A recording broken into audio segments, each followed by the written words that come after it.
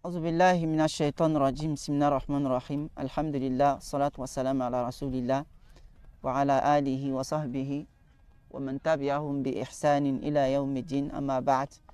Donc après la révision, on était en train de réviser un peu sur les étapes du jour dernier que nous avons étudiées jusqu'à aujourd'hui.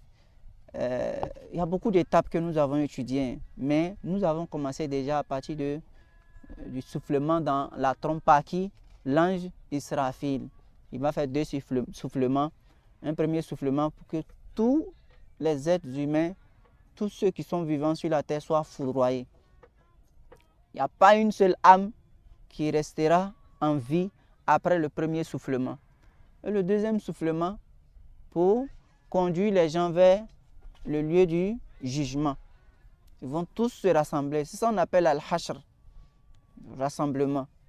Ils vont se rassembler et il y aura maintenant ce qu'on appelle le stationnement, al-qiyama.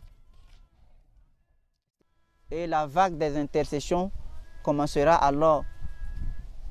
Ça va résulter sur quoi? L'intercession du prophète sallallahu alayhi wa sallam. Le prophète va aller intercéder auprès d'Allah subhanahu wa ta'ala afin qu'il commence le jugement. Les gens ont trop patienté. On appelle ça comme en arabe al-shafa'atul uzma. C'est la grande intercession. Cela adviendra au moment où les gens ont épuisé toutes leurs cartouches. Toutes les cartes qu'ils avaient à leur disposition pour intercéder auprès d'Allah. Lorsqu'ils ont dilapidé cela avec Adam alayhi salam, avec Ibrahim alayhi salam, avec Nuh alayhi salam, avec Ibrahim alayhi salam, Moussa, Isa, ils vous diront maintenant vers notre bien-aimé prophète Mohammed sallallahu alayhi wa sallam. Parmi les étapes que nous avons vues et que nous avons bien développées, il y a l'étape de la rémission des registres. Al-Hisab. Allah va remettre les registres aux individus, soit dans la main droite, dans la main gauche ou par derrière le dos. Allah subhanahu wa ta'ala également va peser sur la balance les œuvres, les registres ou les gens eux-mêmes. Ça, on appelle ça al-mizan. Parmi les étapes, il y a ce qu'on appelle al-hawd. Ça veut dire quoi? Le bassin. Le bassin avec ses caractéristiques. Allah subhanahu wa ta'ala, il a donné un bassin à tous les prophètes. Mais le prophète sallallahu alayhi wa sallam, il a son bassin que nous avons identifié à travers la sourate 108 du noble Coran, souratul Kawthar. N'est-ce pas? C'est la parole de certains savants qui ont dit que le bassin dont il s'agit, c'est Al-Kawthar. C'est bon? Le bassin, lorsque tu bois de son eau, tu n'as plus soif. C'est fini. Tu n'as plus soif. Le bassin a ses caractéristiques et il a des conditions. Qui peut boire au bassin? Qui peut s'abreuver au bassin? Oui. Ceux qui ont cru en Allah et l'ont adoré sans lui associer. Mais il y a une condition ultime qui permet aux gens de boire ou d'être privés de boisson. Quelle est cette condition-là? Demeurer sur la voie du prophète sallallahu alayhi wa sallam. Il faut rester dessus. Il ne faut pas dévier de la voie du prophète sallallahu alayhi wa sallam. Et quelle est la preuve de cela? Le hadith où le prophète sallallahu alayhi wa sallam nous dit que les anges viendront ériger un rempart, une barrière entre certains musulmans et le bassin. Ils diront, pas de boisson pour vous. Pas de boisson pour vous. Alors que les gens ont soif, n'est-ce pas? Les anges diront, suhqan, suhqan. Éloignez-vous, éloignez-vous, allez très loin. Le prophète sallam, il dit, mais ummati, ummati, mon peuple, innahum muslimoun, ce sont des musulmans, des soumis à Allah. Les anges vont dire quoi? Innaka la tadri ma ahdathu ba'dak. Tu ne sais pas ce que ceux-là ils ont apporté comme nouveauté après toi dans la religion. La nouveauté dont nous parlons dans chaque intervention, dans nos sujets, dans nos cours, nos assises, il ne s'agit pas des inventions technologiques. Il ne s'agit pas des commodités, des avantages liés à notre existence terrestre. les facilités qu'Allah nous a données dans le déplacement, dans le mode vestimentaire, dans la construction des maisons, dans la communication. Non, il ne s'agit pas de cela. Ces choses-là qui viennent améliorer peut-être notre religion ou de manière basique notre vie terrestre, on ne parle pas de ces choses-là. Les gens diront, mais vous parlez de ça, mais un micro qui est dans la mosquée, et les tapis, et les toits, et les mosquées en douille, et les mosquées en béton, les mosquées, il y a les carreaux dedans. Non, tu ne comprends rien, Akhi. On dit fiddin dans la religion. Vous êtes dans la parole des anges, tu ne sais pas ce qu'ils ont apporté comme nouveauté dans ta religion après toi. Et le prophète, pour savoir que le prophète s'adresse à l'affaire religieuse, c'est de l'affaire religieuse, le prophète sallam parle, tu vas voir ça dans le hadith de Aïcha. Le hadith, on dit parmi les hadiths qui résument notre religion, il y a le hadith de Aïcha pour les œuvres apparentes. Les œuvres apparentes. Les œuvres cachées, le hadith qui résume la religion, c'est hadith Omar. Innamal a'malu binniyat. Les œuvres ne valent que par leurs intentions. Ils disent que ça, c'est la moitié de la religion, parce qu'une partie de la religion est œuvre du cœur. Le hadith de Omar, ils disent que pour ce qui est de la validité ou la non-validité des œuvres, ce qui pèse al-mizan fil a'mal, la balance pour les œuvres apparentes à Zahira, c'est quoi? Le hadith de Aïcha, où a dit que le prophète sallallahu alayhi wa sallam a dit, Man ahdasa fi amrina hadha ma laysa minhu fahuwa raddun. Celui qui apporte une nouveauté dans notre affaire, si cette affaire, l'islam, la religion, qui n'en faisait point partie, ce qu'il a apporté là est à rejeter. Donc vous voyez, fi amrina, amr, ici c'est la religion d'Allah. Ce que le prophète sallam nous a enseigné comme religion, les paroles, les actions, les pensées, les croyances qui rapprochent d'Allah. Ce par quoi nous espérons l'agrément et la récompense d'Allah subhanahu wa ta'ala. C'est de ça on parle. Donc Allah peut envoyer toutes sortes de commodités qu'il n'a même pas donné aux peuples antérieurs. Tout ça là pour faciliter la religion aux gens. Oui, pour faciliter la religion aux gens. Il y a des gens qui ont marché de l'Afrique noire ici jusqu'à la Mecque. Voilà là. Des mois et des mois, des années peut-être même avant de faire leur pèlerinage. Alhamdulillah. Aujourd'hui, nous, on a avion. On ne peut pas considérer cela comme les innovations religieuses. Ça, c'est les commodités de la vie d'ici-bas. Allah nous donne pour nous faciliter l'accomplissement de l'adoration. Donc ici, les gens qui ne sont pas restés fermes, constants, stables, accrochés, cramponnés à la tradition du prophète sallallahu alayhi wa sallam, ils ne vont pas goûter à l'eau du bassin. Le prophète, quand il apprend alors que les gens ont dévié de sa voie, ils ont laissé la religion que lui il a enseignée pendant 63 ans de sa vie, 23 ans. Parce qu'à 40 ans, il a eu la révélation, donc 23 ans après, il est parti. Pendant 23 ans de révélation, ce qu'il a enseigné aux gens, comme sunnah, ce qu'il a reçu de la part de son Seigneur, il a donné. Lui-même, il dit, Hal ballagt, est-ce que j'ai annoncé, dans son dernier pèlerinage, il dit, est-ce que j'ai annoncé fidèlement ce qu'Allah m'a demandé de transmettre? Les gens ont dit quoi? Bala, bien sûr que tu as annoncé. Nasohtal umma, tu as été de bons conseils envers ta umma. Donc il a dit, Allahumma fashhad, ô Seigneur, témoigne donc que j'ai annoncé. Donc il a annoncé pendant 23 ans. Quand il apprend que les gens, ils ont ajouté des choses dans la parole, les adorations de la langue, les adorations du cœur, les adorations des membres du corps, il apprend que les gens ont ajouté sur la prière que nous faisions. Les gens ont ajouté sur les askars que nous faisions.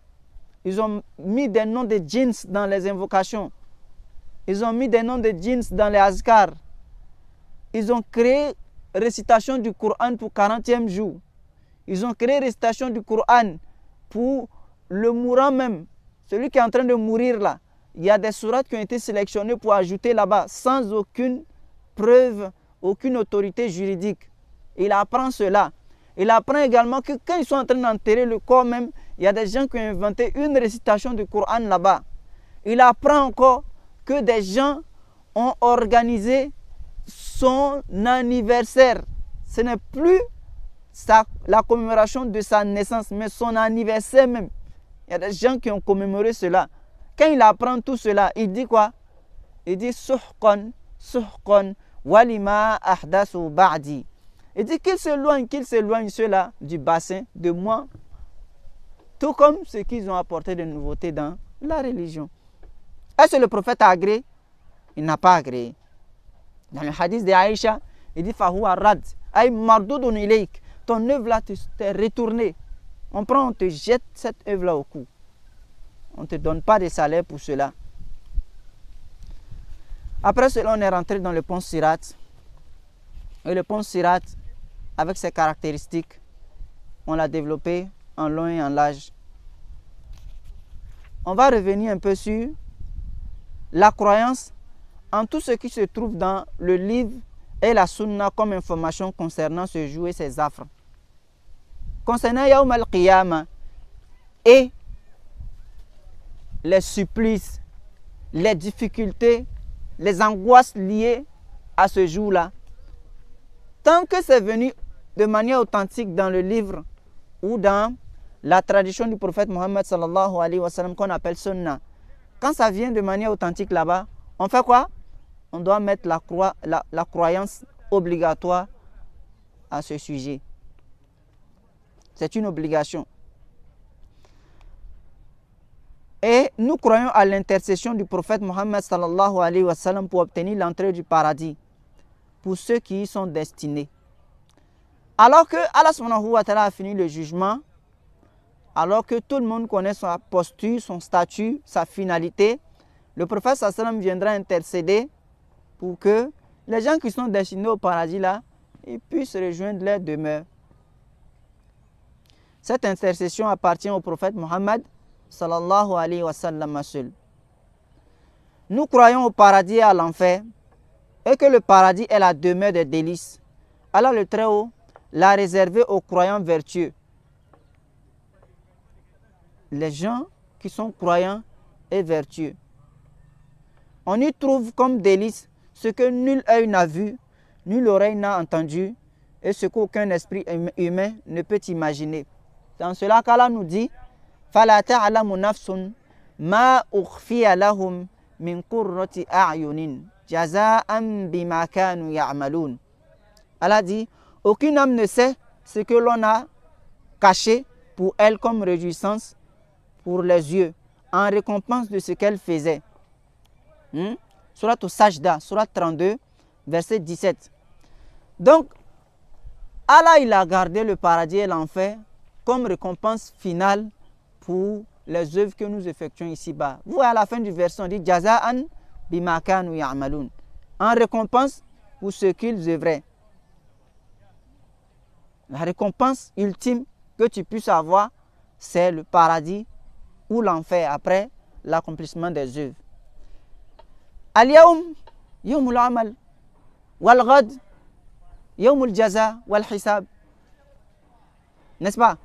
Ce jour-là, les jours que nous vivons ici là, c'est les jours pour travailler. Les jours pour œuvrer en bien.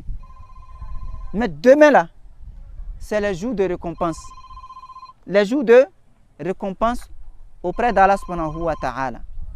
Donc celui qui n'a pas œuvré ici, il ne peut pas venir Yawm al-Qiyamah pour demander une quelconque récompense auprès d'Allah subhanahu wa ta'ala. Il n'en aura pas. Parce que laqad fatahu hadha al-waqt. Ce temps-là l'a déjà surpassé. Waqtul amal, le temps où il devait œuvrer, ça l'a déjà dépassé. C'est ici là il devait travailler.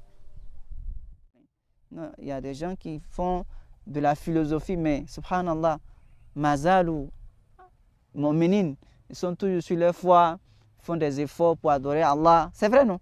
Il y a des gens qui sont religieux, hein? Ils pensent beaucoup, ils disent beaucoup de paroles, sa tête chauffe, mais il est religieux, très religieux. Voilà. Mais il y a des gens qui, subhanallah, eux, c'est fini, hein, la religion, c'est pas la peine. Du moment qu'il a intégré la philosophie, il n'est plus dans la religion. C'est là que nous intervenons pour dire, c'est un risque d'aller apprendre cette science-là si tu sais que tu ne pourras pas demeurer sur ta croyance ferme. Hein? Les gens là, lui, il est très influençable. Quand il finit de lire Nietzsche, quand il finit de lire Freud, c'est fini. Hein? C'est fini. Lui, il aime le monsieur là que le prophète sallam. Si tu insultes, hein, Freud là, il va pleurer. Il va pleurer, subhanallah. Si tu lui offres un kitab de ce monsieur là, non, c'est fini. Il va te vénérer jusqu'à la fin de sa vie. Mais donne-lui Husnul Muslim. Donne-lui la forteresse du croyant, la citadelle du musulman. Donne-lui Riyadou Salihin, Sahih Bukhari. Donne-lui Mus'haf, le Coran. Il ne va pas parler beaucoup même. Merci. Oh. Mais donne-lui un petit livre du philosophe qu'il aime là. Ah là là là là là. Subhanallah. Il va faire statut ce soir là même. Statut WhatsApp ce soir là avec le livre là. Hein? Donc, ici, il s'agit de la récompense ultime qu'Allah réserve pour les croyants vertueux. Et l'enfer est la demeure du châtiment. Qu'Allah nous en préserve. Allah exalté soit-il l'a réservé aux mécréants injustes. On y trouve comme châtiment et punition ce que l'on ne peut imaginer. Allah dit, Inna a'tadna lidh-dhalimin naran ahata bihim suradiquha wa in yastaghithu yughathu bima'in kalmuhli yashwi al-wujuh bi'sa ash-sharab wa sa'at murtafaqa. Nous avons préparé pour les injustes un feu dont les flammes les cernent. C'est-à-dire que la clôture. C'est pourquoi Ibn Qayyim, rahimahullah, il dit que la véritable prison, ce n'est pas les 4 murs dans lesquels on te place. Toi, le jeune musulman, toi, le savant musulman qu'on a mis en prison injustement. Parce que tu dis, hein, Rabbi Allah, mon Seigneur, c'est Allah. Ce n'est pas ça la prison. La véritable prison, c'est l'endroit où les 4 murs, c'est du feu. Et tu montes, tu vas grimper jusqu'à des années, hein, en train d'arpenter les murs de l'enfer. Ça te brûle. Et quand tu arrives au sommet finalement, hein, il va dire, Wanadaw ya Maliku liyaqdi alayna rabbuk. Malik, ange de l'enfer, tu as vu, on a monté pendant des milliers d'années dans le feu, les piqûres des animaux, des insectes, les morsures des serpents venimeux. On est arrivé ici, ce n'est pas pour autre chose. Hein. Dis à ton Seigneur qu'il nous achève. 1000 ans on a fait pour grimper là. C'est pour venir te dire, Allah, il n'a qu'à nous achever. Malik va dire quoi? Il va dire quoi? Quand la fin de où? Il n'y a pas frontière entre vous et Allah. Moi, je ne suis pas frontière. Invoquez vous-même. Allah dit quoi? Wama du'aul kafirin illa fi dolal. L'invocation des mécréants est vouée à l'échec. Allah n'accepte pas. Malik fait quoi? Il va prendre son bâton là. Tous les gardiens ont bâton. Il va prendre le bâton là. Il va soulever. Doigt, on a pris pour s'agripper sur la clôture de l'enfer, la bordure là. Il va prendre. Toi-même, tu vois, il est en train de décoller tes doigts avec son bâton. Mais tu ne peux pas. Il va décoller le doigt là comme ça. Ah, bro, non, non. Il enlève avec son bâton. Et tu vas rechuter dans les profondeurs de l'enfer. Ce mur là, il est grand. Allah dit qu'il cerne. Ahato bihim. Il les cerne. Ils ne peuvent pas sortir. De nous, maman, quand il y a une crise ou bien à la prison d'Agboville, en pleine crise comme ça, ils ont cassé la prison, les gens sont sortis, les murs, les gens ont sauté. C'est pas comme ça. Hein. Pour Allah là, Ahato bihim suradiquha. Ces murs la cerne, c'est l'enfer. Tu regardes ici, ça finit pas. Tu regardes ici, ça finit pas. Un puits. Allah même dit là, bisina fiha. Ah, c'est des siècles tu vas faire avant de grimper. Bien, il y a des filles, tu es fatigué même. Mais quand tu arrives au bout, on décolle tes doigts comme ça.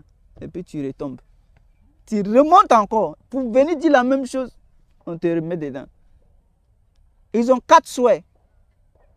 Amani ahli nar. Ils ont 4 souhaits. Et puis c'est des souhaits même là. Vous allez dire, mais ça là on peut demander. Si la terre ici là c'est des choses, on ne vient même pas. On peut demander ça là. Mais ils vont demander ça à Yawm al-Qiyamah. Et le dernier souhait, pour traverser des milliers d'années dans la clôture de l'enfer là pour venir, c'est pour venir dire à Allah qu'il nous achève. On ne peut plus de cette vie là.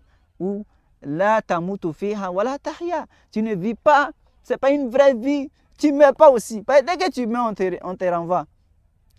Et puis ton châtiment est dédoublé. Non, ce n'est pas la peine. C'est que qu'Allah nous achève. Et Malik dit, mais c'est trop facile. Si on vous achève là, c'est fini. Innakum makithun. Vous êtes là pour demeurer. Innakum makithun. Laqad ji'nakum bil haqqi. Voilà, la vérité est venue. On vous a montré les versets coraniques. Vous avez dit, ouais, bien aller. On vous a montré les hadiths. Vous avez dit, oh, c'est les intégristes, c'est les islamistes, c'est les tant. Hein? Mais vous étiez un peuple même là. Lil haqqi karihun. Vous aviez de la répulsion pour la vérité. Mais la futilité là, vous aimiez cela. Donc, innakum makisun. Vous êtes là pour demeurer ici. Vous n'allez pas sortir. Ah, comme on dit, makatha. Makatha.